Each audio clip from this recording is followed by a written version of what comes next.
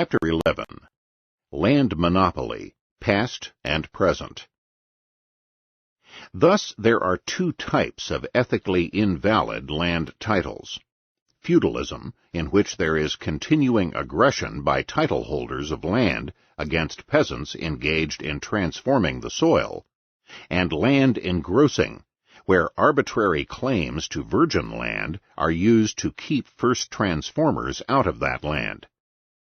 We may call both of these aggressions land monopoly, not in the sense that some one person or group owns all the land in society, but in the sense that arbitrary privileges to land ownership are asserted in both cases, clashing with the libertarian rule of non-ownership of land except by actual transformers, their heirs, and their assigns. Land monopoly is far more widespread in the modern world than most people, especially most Americans, believe.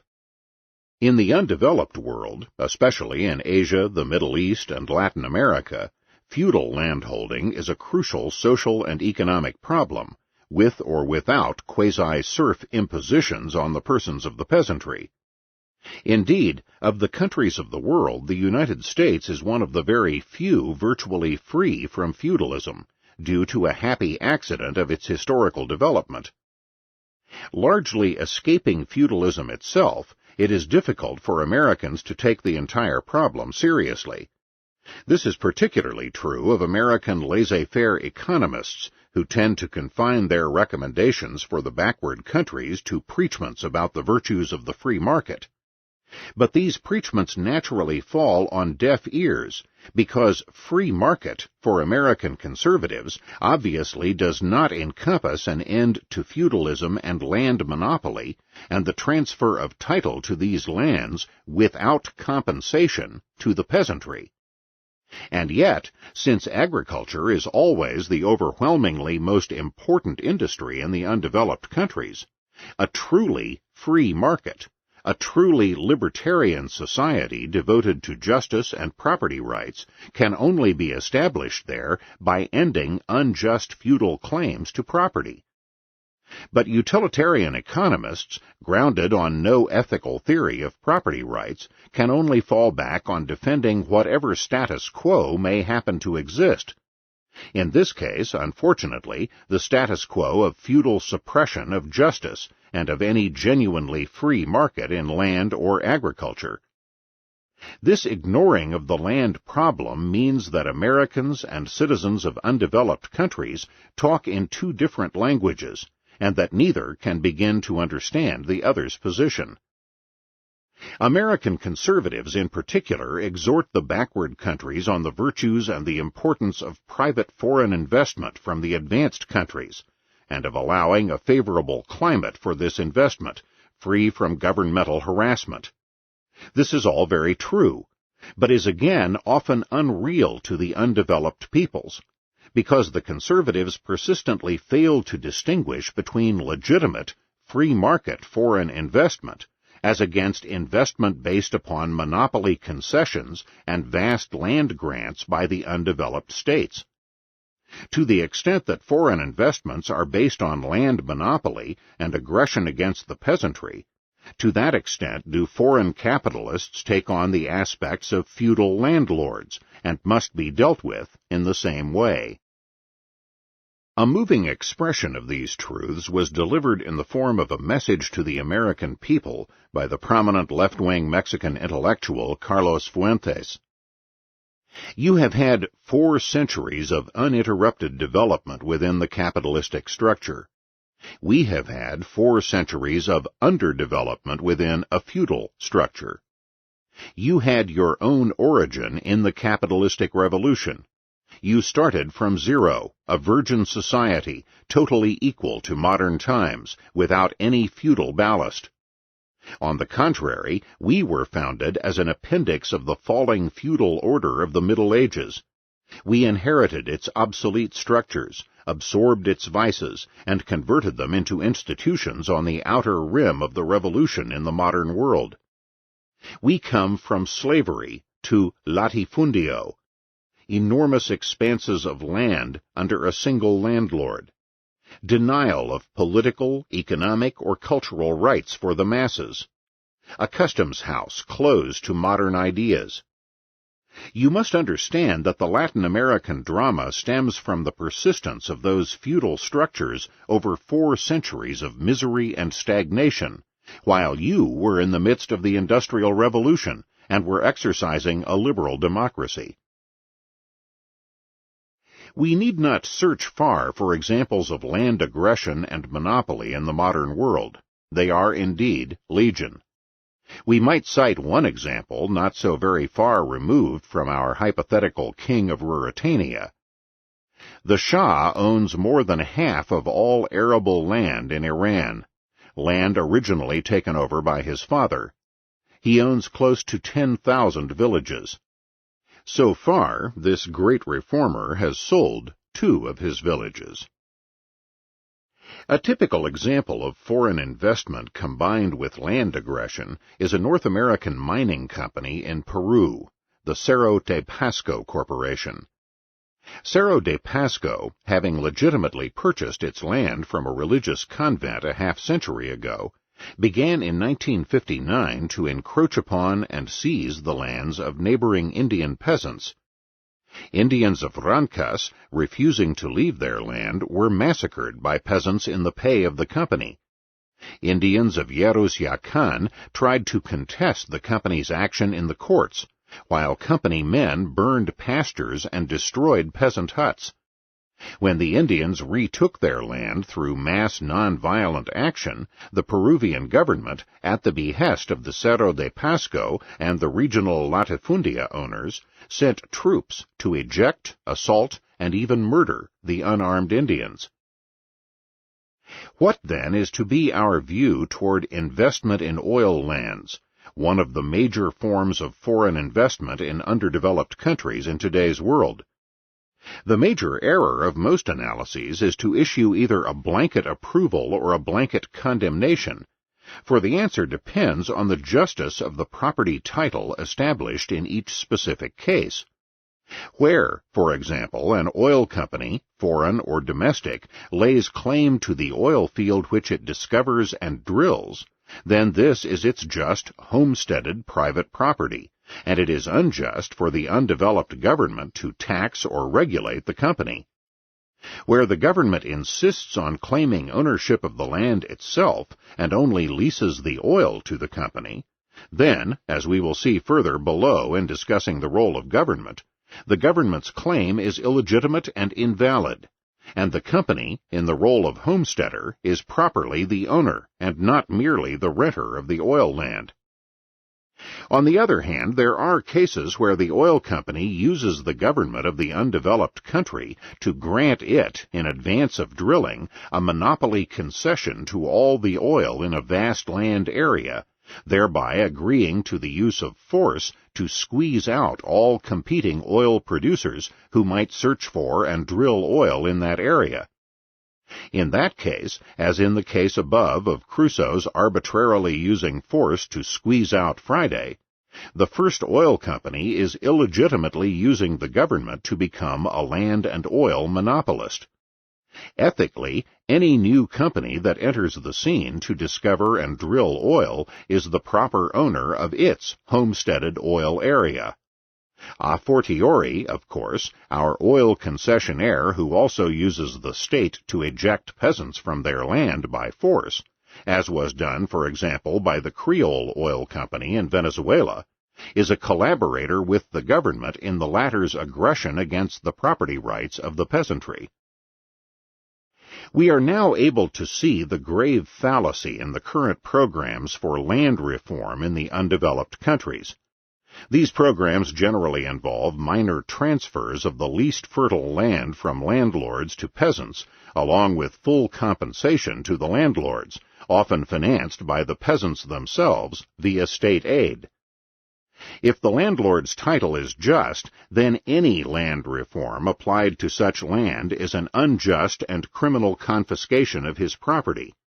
But, on the other hand, if his title is unjust, then the reform is picayune and fails to reach the heart of the question. For then, the only proper solution is an immediate vacating of the title and its transfer to the peasants, with certainly no compensation to the aggressors who had wrongly seized control of the land. Thus, the land problem in the undeveloped countries can only be solved by applying the rules of justice that we have set forth, and such application requires detailed and wholesale empirical inquiry into present titles to land. In recent years, the doctrine has gained ground among American conservatives that feudalism, instead of being oppressive and exploitative, was in fact a bulwark of liberty. It is true that feudalism, as these conservatives point out, was not as evil a system as Oriental despotism, but that is roughly equivalent to saying that imprisonment is not as severe a penalty as execution. The difference between feudalism and Oriental despotism was really of degree rather than kind. Arbitrary power over land and over persons on that land was, in the one case, broken up into geographical segments.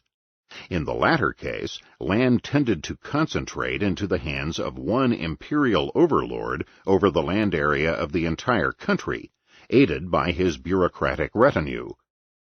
The systems of power and repression are similar in type. The Oriental despot is a single feudal overlord with the consequent power accruing into his hands. Each system is a variant of the other. Neither is in any sense libertarian, and there is no reason to suppose that society must choose between one and the other, that these are the only alternatives. Historical thinking on this entire matter was shunted onto a very wrong road by the statist German historians of the late 19th century, by men such as Schmoller, Bücher, Ehrenberg, and Sombart. These historians postulated a sharp dichotomy and inherent conflict between feudalism on the one hand and absolute monarchy, or the strong state, on the other. They postulated that capitalist development required absolute monarchy and the strong state to smash local feudal and guild-type restrictions. In upholding this dichotomy of capitalism plus the strong central state versus feudalism, they were joined from their own special viewpoint by the Marxists, who made no particular distinction between bourgeoisie who made use of the state and bourgeoisie who acted on the free market. Now, some modern conservatives have taken this old dichotomy and turned it on its head. Feudalism and the strong central state are still considered the critical polar opposites, except that feudalism is, on this view, considered the good alternative. The error here is in the dichotomy itself. Actually, the strong state and feudalism were not antithetical. The former was a logical outgrowth of the latter, with the absolute monarch ruling as the super-feudal overlord. The strong state, when it developed in Western Europe, did not set about to smash feudal restrictions on trade. On the contrary, it superimposed its own central restrictions and heavy taxes on top of the feudal structure. The French Revolution, directed against the living embodiment of the strong state in Europe, was aimed at destroying both feudalism with its local restrictions and the restrictions and high taxes imposed by the central government. The true dichotomy was liberty on the one side versus the feudal lords and the absolute monarch on the other. Furthermore, the free market and capitalism flourished earliest and most strongly in those very countries where both feudalism and central government power were at their relative weakest, the Italian city-states and 17th-century Holland and England. North America's relative escape from the blight of feudal land and land monopoly was not for lack of trying. Many of the English colonies made strong attempts to establish feudal rule, especially where the colonies were chartered companies or proprietorships, as in New York, Maryland, and the Carolinas. The attempt failed because the New World was a vast and virgin land area, and therefore the numerous receivers of monopoly and feudal land grants, many of them enormous in size, could only gain profits from them by inducing settlers to come to the New World and settle on their property. Here were not, as in the Old World, previously existing settlers on relatively crowded land who could easily be exploited. Instead, the landlords, forced to encourage settlement and anxious for a quick return, invariably subdivided and sold their lands to the settlers. It was unfortunate, of course, that by means of arbitrary claims and governmental grants, land titles were engrossed ahead of settlement. The settlers were, consequently, forced to pay a price for what should have been free land. But once the land was purchased by the settler, the injustice disappeared, and the land title accrued to its proper holder, the settler. In this way, the vast supply of virgin land, along with the desire of the land grantees for quick profits, led everywhere to the happy dissolution of feudalism and land monopoly, and the establishment in North America of a truly libertarian land system. Some of the colonial proprietors tried to keep collecting quit rents from the settlers, the last vestige of feudal exactions, but the settlers widely refused to pay or to treat the land as anything but their own. In every case, the colonial proprietors gave up trying to collect their quit rents, even before the charters were confiscated by the British Crown. In only one minor case did feudal land tenure persist, apart from the vital case of slavery and the large southern plantations in the English colonies. In the Hudson Valley counties in New York, where the large grantees persisted in not selling the lands to settlers, but in renting them out. As a result, continuing resistance and even open warfare were waged by the farmers, who were even known as peasants, against their feudal landlords. This resistance culminated in the anti-rent wars of the 1840s, when the quit-rent exactions were finally ended by the state legislature, and the last vestige of feudalism outside the South finally disappeared. The important exception to this agrarian idyll, of course, was the flourishing of the slave system in the southern states. It was only the coercion of slave labor that enabled the large plantation system in staple crops to flourish in the South.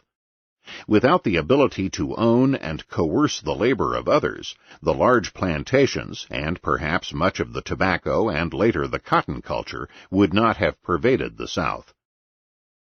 We have indicated above that there was only one possible moral solution for the slave question: immediate and unconditional abolition, with no compensation to the slave masters. Indeed, any compensation should have been the other way, to repay the oppressed slaves for their lifetime of slavery.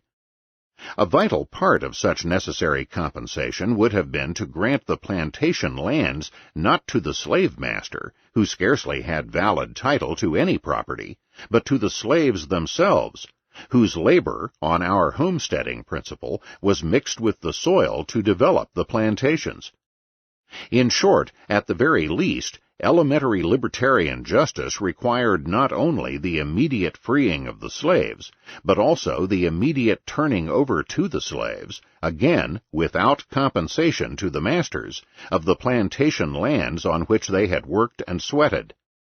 As it was, the victorious North made the same mistake, though mistake is far too charitable a word for an act that preserved the essence of an unjust and oppressive social system, as had Tsar Alexander when he freed the Russian serfs in 1861.